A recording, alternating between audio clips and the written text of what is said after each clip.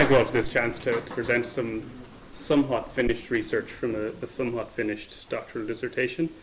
I'm doing a PhD in the University of Chicago, partly on Jewish history, partly on Irish history.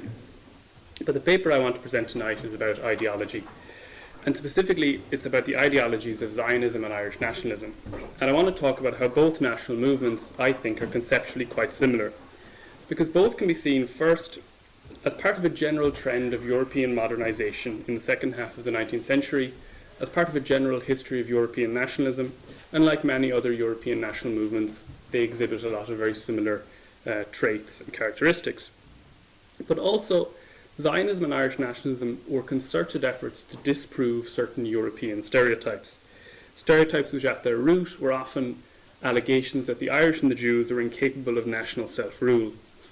In disproving these stereotypes, both Zionists and Irish nationalists sought to prove that they were in fact true Europeans and that they were worthy of being treated like other European nations. To borrow a very common Zionist slogan from the early years of the 20th century, both national movements sought to prove that they were indeed kichol hagoyim, like all the nations. Now, in general, the research I'm doing is on how both national movements sought to create idealized images of their own peoples as a method, and I want to suggest that one such method of creating an idealized image of the Jewish or Irish nations was language. But before I talk about any of that, I want to first talk about an act of gift-giving from 1914. In the spring of that year, fearing for the future of St. Enda's College, his perennially cash-strapped nationalist school, Patrick Pearse agreed to go on an extended trip to the United States, hoping there to gain funds from wealthy, nationalist-minded Irish Americans. The trip was partly organised through the Irish Republican Brotherhood, an organisation Pearse had just joined, and his involvement with which would lead 2 years later to his own death. In an open letter to the boys of St. Enda's sent from the United States, Pearse said he hoped his pupils had all been working hard since returning from their Easter holidays. He reassured them that he'd been telling American audiences what fine fellows you all are, and he let them know that upon his return he would regale them all with exciting tales of what he called the sea sharks and land sharks that he has encountered upon his voyages. In other words, Pearse made the kinds of statements that you would expect from a fairly liberal Edwardian educator, which is what he was in so many ways. But at the end of his letter, Pearse made a seemingly more unusual announcement to his students. Remember, he said, that rifle is still unwon. I want to give it away this summer, but it can only be given on condition that some boy wins it by a genuine effort to speak Irish.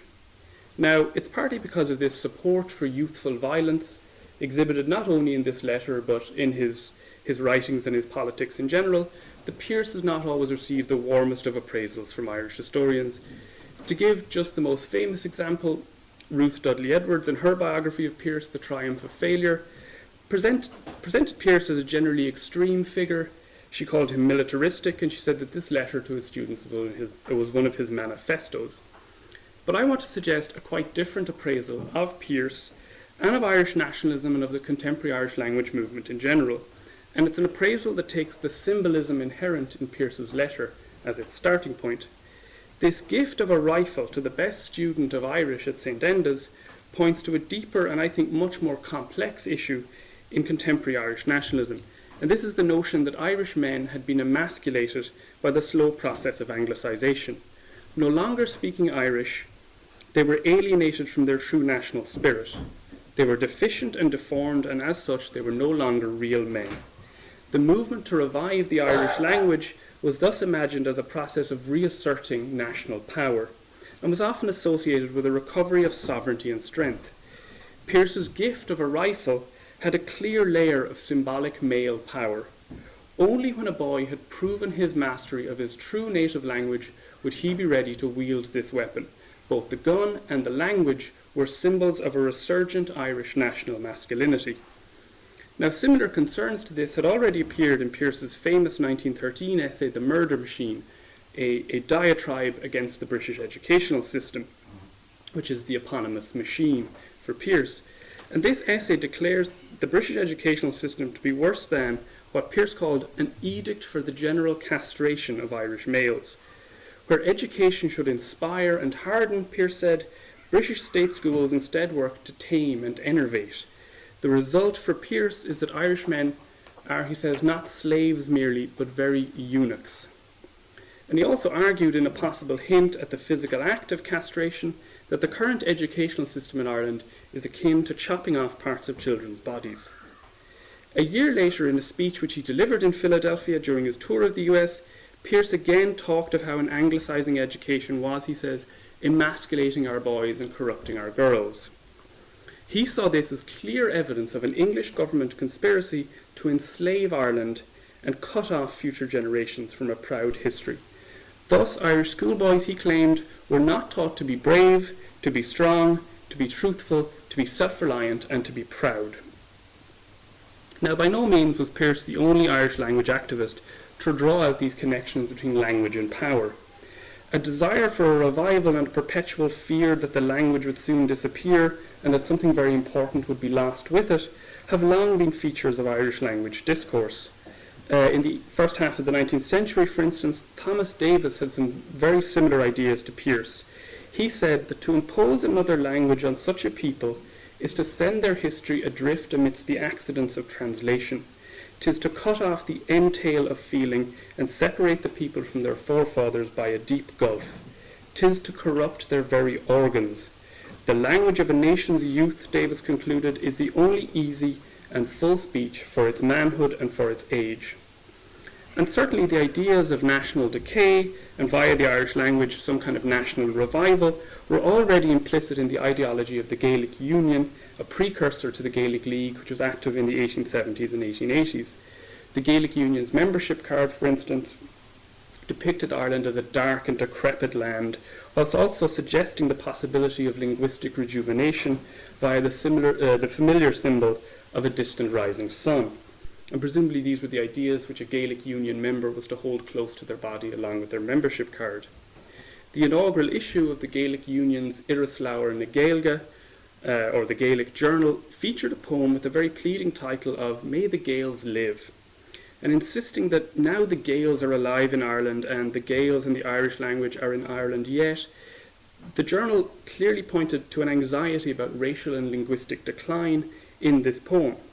The poem's declaration that it is not true that the land or the language are in decline, it is not true that our spirit is quietly spent, signposts an obvious if reluctant admission that something is not as it should be in Ireland and that something is related to language. But the masculine components of these anxieties only became fully apparent after the founding of the Gaelic League in 1893. As an 1899 editorial in the Leagues on Clive Sullish, or the Sword of Light, phrased it, for instance, the language was a link to a mythical past. Without this link, the Irish would be a deficient people, lacking an important element of their heritage. And Clive Sullish went on to say that the customs, beliefs, and dreams of their forefathers were embalmed in the language. It preserved undying the image of Ireland, clothed in the ancient Druid romances. Hence the extinction of such a language would be to them an irretrievable loss, a gap in the continuity of their national being, the cutting off of their intellectual life, the cutting off of their religious life, their sacred traditions and romances, and their martyr struggles. And all this talk of cutting off, of course, echoes some of the anxieties Pearse would later point to. Now, a year after this, in 1900, the Reverend Michael O'Hickey, a prominent clerical supporter of the Gaelic League and a professor of Irish at Maynooth College, condemned the low level of resistance to the absence of the Irish language in the primary educational system. And he asked, are the Irish people going to endure this? If so, they deserve the worst that has ever been said of them. They are a people without spirit, without national self-respect, without racial pride, a poor, fibreless, degenerate, emasculated, effete race, eminently deserving of the contempt of mankind. A student of O'Hickey's at Maynooth, Patrick Ford, was probably showing some of his teacher's influence when he claimed that speaking only English, we can never be perfect men, full and strong men, able to do a true man's part for God and fatherland. Ford went on to describe in some very exaggerated language how the Irish language could be a means of communing with a kind of historical Irish masculinity. I don't ask you to go hunting after tidbits of curious information, he said, to become dry antiquarians, to peep and botanize upon the grave of Mother Erin.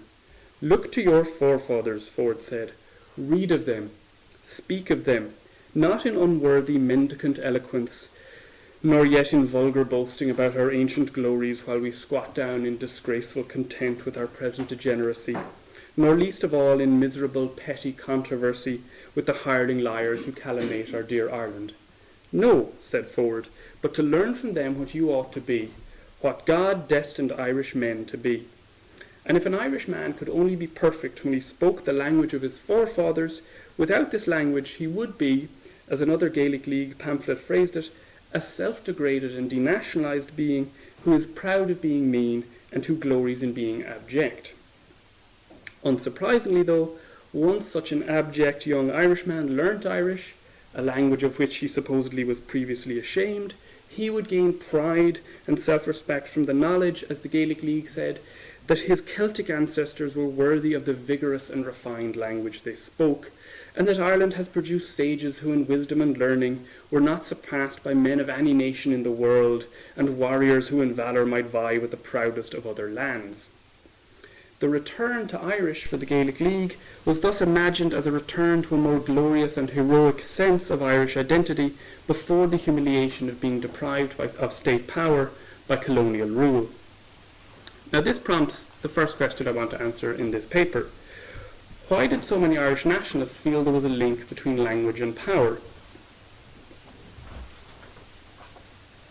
Well, first, as I've been hinting, these desires to project a stronger and more respectable image of Irish manhood were part of an anti-colonialist project to refute the popular late 19th century idea that the Irish were incapable of self-rule. A common contemporary perception in the late 19th century, as one Irish language scholar has recently observed, was the belief that an Tae Laur Berla Awan Bofwi Smach Sasna Avia Waver. He who speaks only English is under English mental control.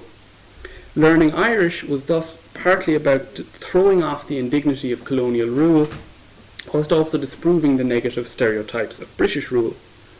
But the second reason, I think, has to do with changes in Ireland's social, economic and political structures in the decades after the famine, when Ireland was being integrated more and more into a British-centric economic system. And this also fed into a greater awareness of Ireland as a space distinct from Britain and created a greater perceived need for Irish unity. The construction of rail transport and the shortening of travel times in the decades after the famine all fed into a growing sense of an imagined Irish community, all living in a shared space, a shared modern Irish space. The focus on recovering a mythic past was a means of negotiating this very rapid transformation towards modernity, of negotiating the very unsettling sense that in capitalism all that is solid melts into air. These changes also created a new awareness of the Gaeltacht as a distinct space. The Irish-speaking Western Seaboard had long been removed from the rest of the country, but now was in the process of being discovered by the Gaelic League. The Gaeltacht was being created as an accessible space through the railways, even as the economic development that facilitated that accessibility would destroy it as an Irish-speaking area. Moreover, the Gaeltacht's residents were valorised as the newly discovered but ancient repositories of Irish-speaking culture, something that did not always sit easily with the continuing idea that they were a backward people in need of reform. And within this new Ireland, the Gaelic League had some very specific suggestions for how Irish people could connect to a lost sense of identity. One very popular one was to change your name from your supposedly false English name to your true Irish name. Part of also throwing off your false English identity and embracing your newly found true Irish identity. This was the process whereby, for instance, Pierce Beasley, the son of Irish immigrants in Liverpool, became Peirish Bosley, a Gaelic leaguer, a volunteer, a pro-treaty Sinn Féiner, and Michael Collins' first biographer. John Leslie, a very prominent member of the Gaelic League, as well as a landed nobleman, an Oxford graduate and the first cousin of Winston Churchill, became Sean Leslie. And of course, Patrick Pearse, the son of a Birmingham stonecutter, became Pádraig Mac Piarish, as well as adopting pen names that suggested some kind of recovered Gaelic ideal, pen names such as Colm O'Conora and Cuivin O'Cualan. Now again, Pearse was picking up on ideas popular throughout the contemporary Irish language movement. In 1899, when presenting evidence to a government inquiry into education, the president of the Gaelic League, Douglas Hyde, or on Craven Avon, the pleasant little tree branch as he sometimes liked to be known, argued that the nation had become ashamed of their Irish names. And Hyde let it be known that he, and indeed the Gaelic League in general, believe that no good can result to national character from such a state of things as that. Moreover, he said, no wise government, unless it was deliberately playing the game to weaken the people, would have allowed such a tone of mind as that to have arisen. 4 years later, in 1903, in an attempt to have the post office accept letters addressed in Irish, Hyde sent a volume to the post office that he says gives the correct forms of Irish names which are now being widely adopted, as well as what he dismissed as the vulgarized and corrupt forms which are also in vogue. The same year, Nellie Nivrian, or Nellie O'Brien, a leading figure in the Gaelic League's Dublin-based Crave na Cuigi, or the branch of the 5 provinces, spoke with pride of what she called the good old Irish names of her 3 sons, Donna, Pádraig and Fionn. Now, like Hyde, Nivrian or O'Brien was a Protestant, as were a disproportionate number of Crave na Cuigi, and it would not be a stretch to imagine that such a supposedly Irish practice served to reaffirm their sense of national identity. Indeed, Douglas Hyde liked to regularly tell the story that the Reverend R.R. Kane, a staunchly anti-Home Rule Protestant cleric from Belfast, had once confessed to Hyde that he could never forget his real name was O'Kane. But it was not only Protestants or those with an English ancestry who were, first of all, at risk of being placed outside the boundaries of the nation, who engaged in this practice.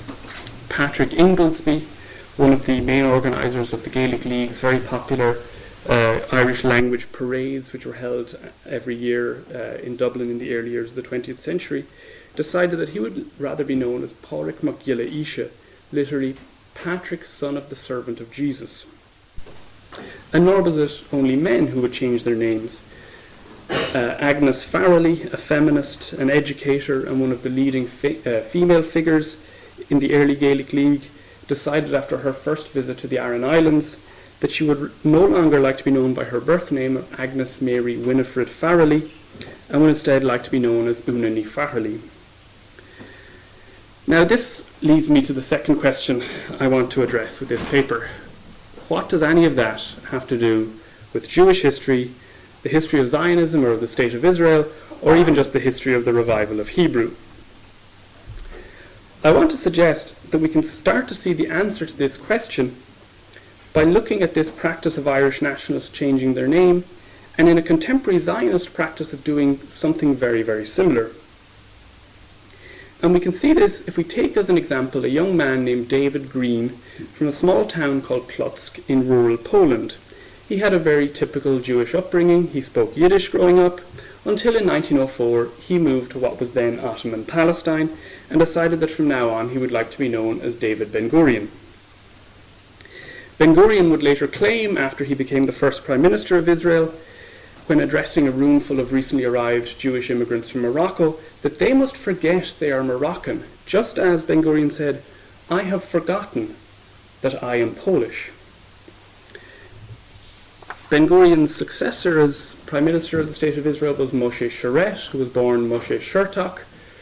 Moshe Chertok later on was succeeded by Levi Eshkol, who was born Levi Shkolnik, and Levi Eshkol was succeeded by a woman who was born Goldie Meyerson, or who would later become Golda Meir.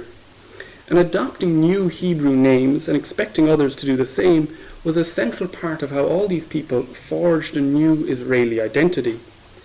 And much like in Irish nationalism, this was also part of building a new, proud, strong identity.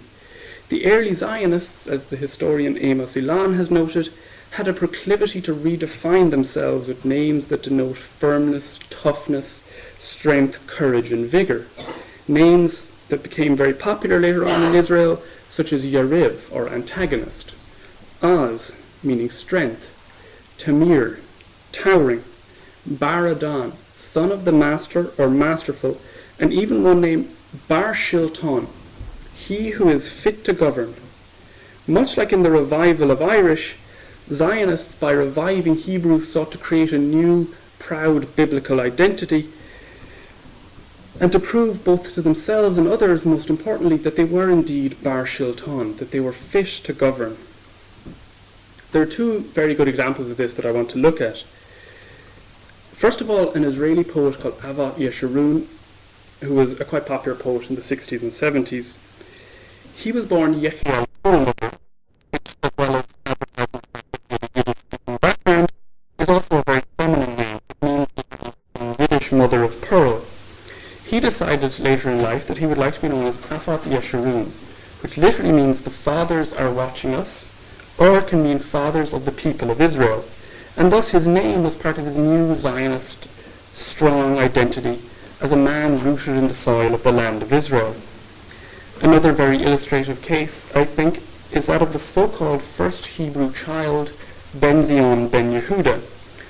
Ben-Zion ben Yehuda was the son of a man who was born Eliezer Yitzhak Perlman, who upon leaving what was then Ukraine and moving to Ottoman Palestine, decided he would rather be known as Eliezer ben Yehuda. And if you've ever been to Israel, you've probably been on a Ben Yehuda street. And the elder Ben Yehuda was a key figure in the revival of modern Hebrew. His name, Ben Yehuda, means son of Judea, and quite obviously shows how he feels now rooted in the soil of his biblical homeland.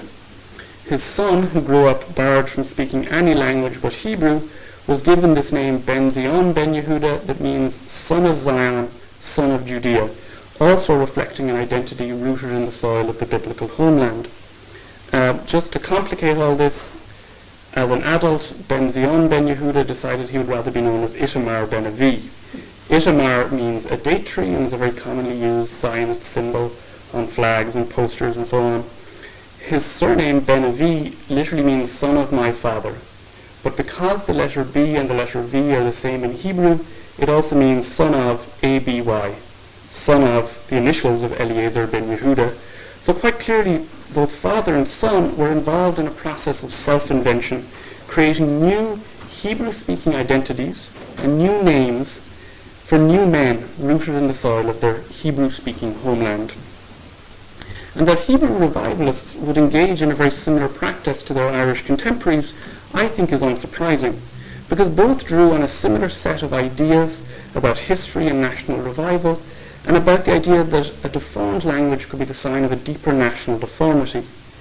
Even the titles of two of the most important Hebrew and Irish revivalist journals are remarkably similar. First of all, Hashachar, the Dawn, edited in Russia in the 1870s and 1880s by Peretz Smolenskin, and secondly, Fáinne an Lae, the Dawning of the Day, operated by the Gaelic League in the early years of the 20th century. Both titles heavily suggest a return to some kind of lost national ideal after a long night, or maybe even a long nightmare, of exile or foreign control.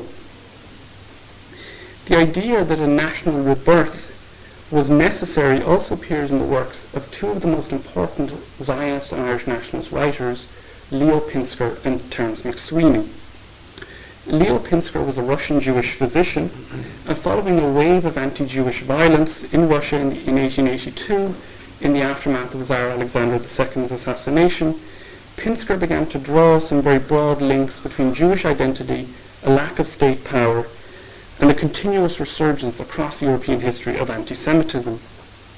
He did all this in an essay called Auto-Emancipation, a short but very influential essay that would have a very strong influence on an organization called Chovevei Zion, or the Lovers of Zion, who were the first Zionist organization, and they themselves formed the first Zionist community in Palestine, Rishon LeZion, the first to Zion. And central to Pinsker's analysis is the idea that the lack of state power has had a deep psychological effect on Jews, and this, he believed, was the cause of anti-Semitism's perennial recurrence across European history. Because for Pinsker, a healthy nation could only be one that has a state. And I want to quote a couple of chunks of Pinsker's essay. He talks about the Jewish people as having the ghost-like apparition of a living corpse, of a people without unity or organization, without land or other bonds of unity, no longer alive and yet walking among the living. And much as Pinsker had a very simple explanation for the cause of anti-Semitism, so he also had a very simple solution. If it is statelessness that has caused anti-Semitism, therefore the Jews must have their own state. The only solution, Pinsker said, is in the creation of a Jewish nationality, a people living upon its own soil, the auto-emancipation of the Jews, their return to the ranks of the nations by the acquisition of a Jewish homeland. But Pinsker's ideas, I think, bear more than a passing resemblance to the arguments advanced in Terence McSweeney's 1912 collection of essays, The Principles of Freedom. Now, McSweeney was a playwright, a leading member of the Irish Republican Brotherhood, a member of Sinn Féin, and then in 1920 the mayor of Cork until he was arrested for sedition and went on hunger strike for 74 days until he died. But writing in 1912, McSweeney also believed that a lack of political sovereignty had led to what he called corruption and national subjection, and even the language he used is strikingly similar to that of Pinsker. The moral plague, McSweeney says, that eats up a people whose independence is lost is more calamitous than any physical rending of limb from body. The body is a passing phase, the spirit is immortal, and the degradation of that immortal part of man is the great tragedy of life. And McSweeney asked, consider all the mean things that wither up a people in a state of slavery. The soul of that people is revolting and terrible, but high things degraded and the great destinies imperiled. So again, just as a lack of national sovereignty had caused this internal Irish degradation, so a return to sovereignty would of course make the Irish whole again, a nation with a state just like any other normal European nation. And even the titles, I think, of auto-emancipation and Sinn Féin point to a very similar politics of social reform. Both carry suggestions that in the process of national liberation, we ourselves will also be liberated, reformed and taught to be self-reliant, suggesting, of course, that we ourselves are very much in need of such reform. And that a revival of the Hebrew language would cure Jews of some kind of national decay was also a central idea in Jonathan Ratush's 1943 essay, Kitav Halanoar HaIvri, the Epistle to the Hebrew Youth.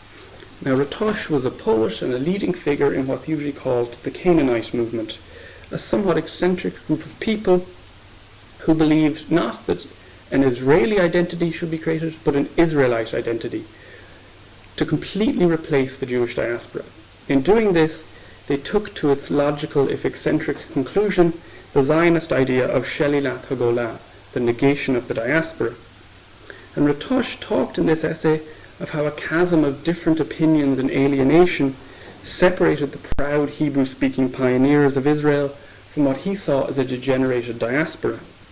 Those who spoke Hebrew, Ratush believed, had freed themselves from what he, with some very exaggerated language, called tafsechim nefshot, mental or psychological neuroses of the Jewish diaspora, a diaspora that implicitly for Ratush was Yiddish-speaking.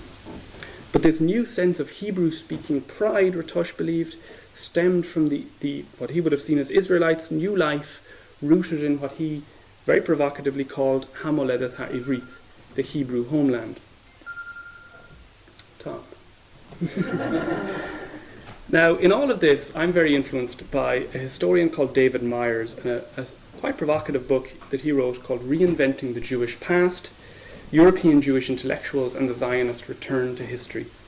And in this book, Myers argues that the idea that a return to Palestine or Israel would free the Jewish people from a life lived outside of history was a recurrent feature in early 20th century Zionist thought. Now, for Myers, this stems from what he sees as a complex paradox inherent to Zionism. Zionism is, Myers says, at one and the same time very, very similar to other European nationalisms, and yet it's also very similar to anti-colonial and third world nationalisms in the way in which it seeks to disprove certain European racist stereotypes. And Myers says this is something unique about Zionism, but I want to disagree. As I've been arguing in this paper, this in fact was something Zionism clearly shared with Irish nationalism. And indeed, the idea that a return to Irish would be a return to history, and then thus a return to a lost European identity, was a common idea in the ideology of the Gaelic League. And it would emerge in quite similar ways as it would also emerge in Zionist utopian fantasies about a new Hebrew-speaking life in the land of Israel.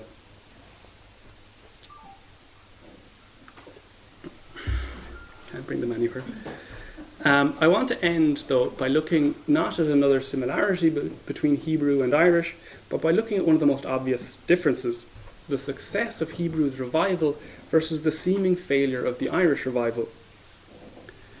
Now, the idea that a link exists between a lost language and some sort of national deficiency has had a long half-life in Ireland. At the 1932 Sinn Féin Ardèche, for instance, the then head of the party, Brian O'Higgins, or Brian O'Higgin, delivered a tirade about the English government, who displayed what he called Kiel and Dowell fame, the rationality of the devil himself, in their diabolical schemes to destroy Irish national identity. Such schemes, he claimed, had led to the situation whereby ni I corpawan atá era ceangalta le galamh ach di neagna agus I món cioma. It is not only in the body that Ireland is connected to the foreigner, in other words, the English, but also in consciousness and in mind. O'Higgins continued his speech, albeit in some apologetic English. And now I must speak to you in this other tongue that is a living and constant reproach to us, a constant reminder that we are an enslaved nation, that we are bound body and mind to our one and only enemy in the world, and that to be free we must come back to the truth, build up from the foundations again, and make ourselves fit for freedom when it comes. Now, while Sinn Féin were by this point little more than a fringe element in Irish politics, their leader was expressing a commonly held notion about the links between masculinity, male power, national power, and the Irish language. But perhaps it's this focus on the language as a symbol of recovered national power that explains one of the most obvious paradoxes in the history of Irish nationalism. Irish nationalists clearly displayed a strong anxiety about the decline of Irish, and yet since 1922, the Irish state has seemed singularly incapable of reviving this language. And given how interventionist that state could be in many other areas, such as citizens' private lives, their choice of reading material, their choice of leisure habits, this failure is perplexing and I think requires explanation.